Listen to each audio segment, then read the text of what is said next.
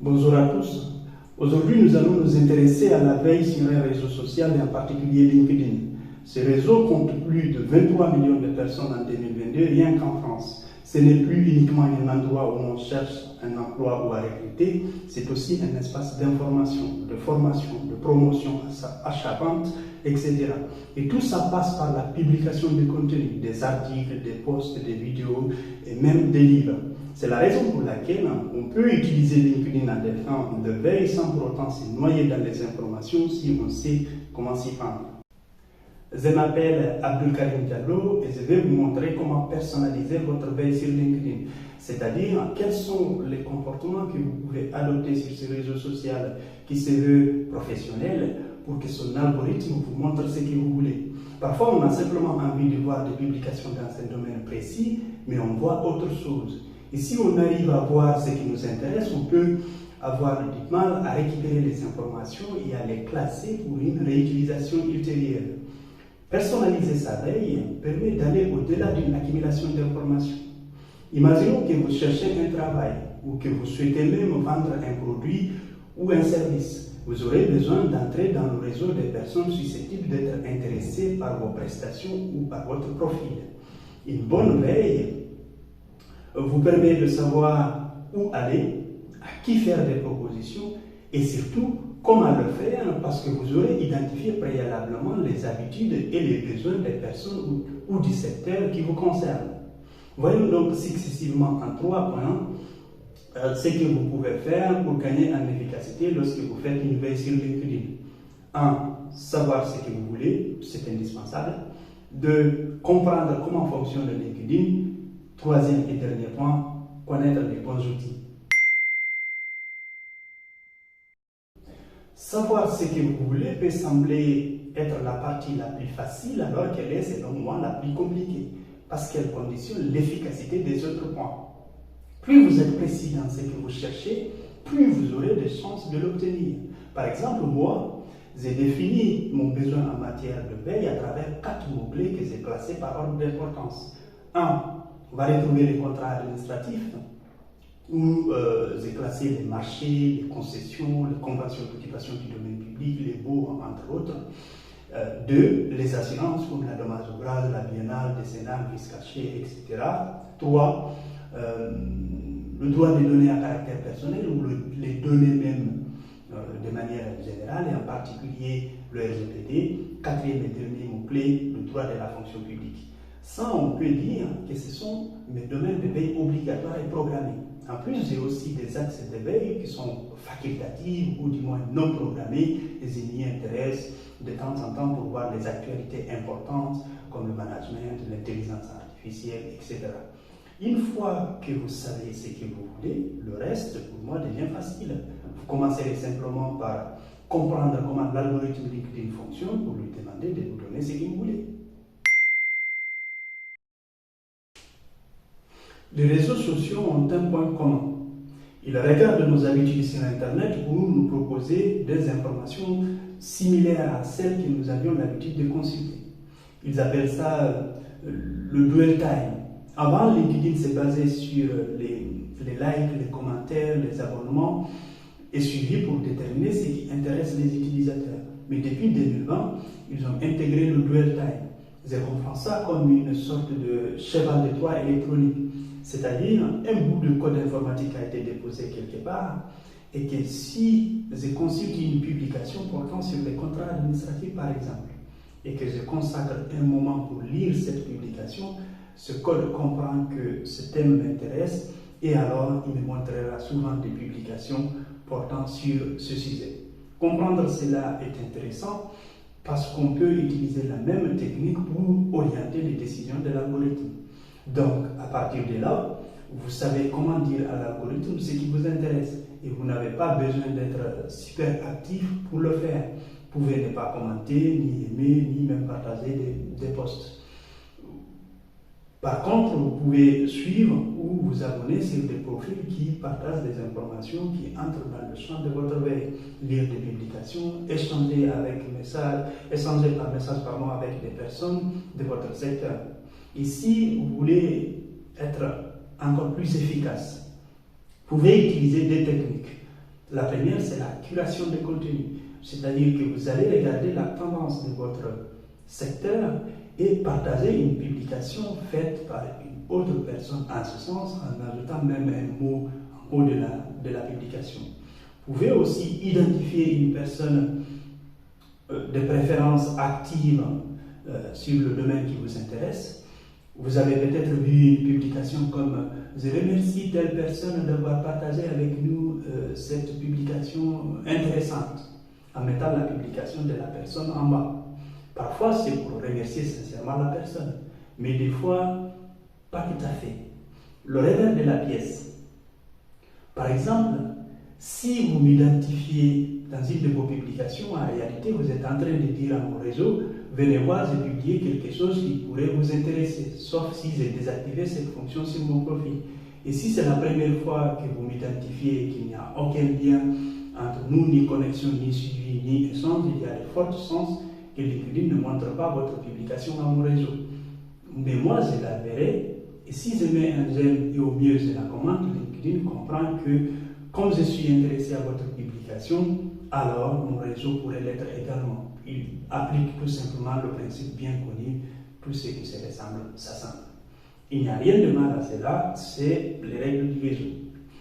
L'algorithme analyse tous nos faits et gestes, y compris nos inactions, et les profils des personnes qui aiment ou qui commentent nos publications, et à travers un faisceau d'indices, il crée un code pour dire qui nous sommes, ce que nous faisons et ce que nous voulons, voire même plus. L'intérêt de comprendre comment fonctionne LinkedIn est d'appliquer ces règles pour qu'à chaque fois que vous vous connectez, vous ne verrez qu'en grande partie que les informations qui sont susceptibles de vous intéresser, du moins sur votre page d'accueil. Et si vous êtes juriste en droit public, mieux vaut le dire directement à LinkedIn avant qu'il ne vous classe dans l'autre côté. Je fais allusion aux privatistes. Tout ce que je viens de dire n'est évidemment pas obligatoire pour quelqu'un qui fait de temps en temps une veille sur LinkedIn s'il connaît les bons outils. Les outils traditionnels que tout le monde connaît sont s'abonner et suivre, mais il y en a plusieurs autres aujourd'hui. Commençons par la cloche de notification. LinkedIn a ajouté récemment une cloche permettant à un utilisateur de recevoir une notification à chaque fois qu'un profil où il l'a activé publie un contenu. Pour activer cette cloche, il vous suffit dans un premier temps d'identifier un profil qui publie des informations qui vous intéressent et ensuite d'aller simplement sur son profil pour activer la cloche en bas à droite côté de la bannière. Mais si vous ne voulez pas activer cette cloche pour une raison ou pour une autre, vous pouvez quand même faire une veille efficace en utilisant d'autres moyens comme les opérateurs booléens, les hashtags ou même une extension Chrome. Les opérateurs booléens ou les requêtes booléennes sont des mots qui nous permettent de chercher des publications contenant des mots ou des expressions précises. Ce sont des et ou and en anglais, or et not. Si la méthode s'abonner ou suivre vous permet de voir des publications des personnes que vous suivez ou avec lesquelles vous vous êtes connecté, les opérateurs booléens ont l'avantage d'aller au-delà en vous montrant des informations publiées même par des personnes très éloignées de votre réseau. Pour ça, il vous faut avant tout définir des mots-clés selon la nature de votre recherche. Je vais utiliser l'opérateur AND pour chercher des publications contenant mes mots-clés, commande publique et marché public. Pour ça, je vais à la barre de recherche LinkedIn, je tape commande publique avec des guillemets, mais ça marche aussi sans guillemets. Je mets AND marché public. J'appuie sur Entrée. Là, on peut directement faire une sélection en haut. Il y a les postes des personnes, emplois, entreprises, etc. Moi, ce qui m'intéresse, c'est plutôt les publications. Là, je vois les publications qui contiennent les mots-clés, commande publique et marché public. On peut défiler jusqu'en bas pour faire un tri et puis sélectionner les informations qui nous intéressent. Et pour affiner la recherche, je peux aussi utiliser les tris pour dire à LinkedIn que je veux partir des publications les plus récentes aux plus anciennes. Pour ça, je sélectionne dans l'onglet là classé par, et puis ici les plus récents, et j'appuie sur afficher les résultats. Maintenant, on peut voir les publications récentes. On peut jouer comme ça avec les mots-clés. Vous pouvez changer les mots-clés, utiliser par exemple titulaire, sous-traitance, etc. À partir de là, je ne verrai sur ma page d'accueil que des publications qui contiennent à la fois commande publique et marché public. Je peux donc faire varier mes mots-clés et puis selon l'objectif de ma recherche. Si je cherche un travail, par exemple, je peux utiliser les différents intitulés du poste que je cherche avec les opérateurs OR et AND. Par exemple, dans le domaine de la commande publique, je peux utiliser les mots-clés juriste de la commande publique, ou simplement juriste commande publique. Je mets ou juriste achat ou juriste marché public. Je m'arrête là, je vais mettre end emploi. En réalité, ce que je suis en train de dire à LinkedIn, c'est de me chercher les offres d'emploi qui contiennent soit juriste marché public, soit juriste achat, soit juriste commande publique. Je mets entrée. Voilà. À partir de là, on a la possibilité soit de regarder directement les postes, les publications des personnes. Vous voyez là, juriste commande publique, juriste commande publique. On peut défiler pour voir beaucoup d'informations, mais là où c'est vraiment affiné, c'est dans l'onglet emploi. Voilà. Là, vous voyez juriste commande publique, ça, juriste commande publique, juriste achat, juriste commande publique, juriste marché public, juriste achat, etc. Vous pouvez varier ici aussi les mots-clés pour faire une seule recherche pour chercher un emploi qui pourrait avoir des intitulés différents. Les opérateurs booléens sont efficaces pour les personnes qui font notamment une veille programmée. Mais lorsqu'on a l'habitude de scroller sur LinkedIn et qu'on veut voir plus de publications juridiques, par exemple, qu'autre chose, c'est là qu'entrent en jeu les hashtags. Vous pouvez utiliser les hashtags pour choisir certaines informations qui s'affichent sur votre page d'accueil. Pour le faire, vous allez vous référer à ce que je vous ai dit au tout début, la partie où vous définissez exactement ce que vous attendez de LinkedIn, là où vous avez déterminé en particulier vos mots-clés. Prenons un exemple avec l'un de mes mots-clés, commande publique. Je vais aller le chercher.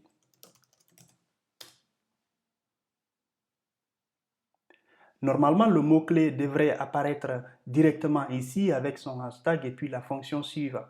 Mais des fois, cela ne marche pas et on voit des publications à la place. Pour régler ce problème, il suffit juste d'aller sur une publication qui a utilisé le hashtag commande publique et vous cliquez sur la publication pour chercher l'expression. Par exemple, ici, je vois le hashtag commande publique, je clique et je cherche le mot-clé.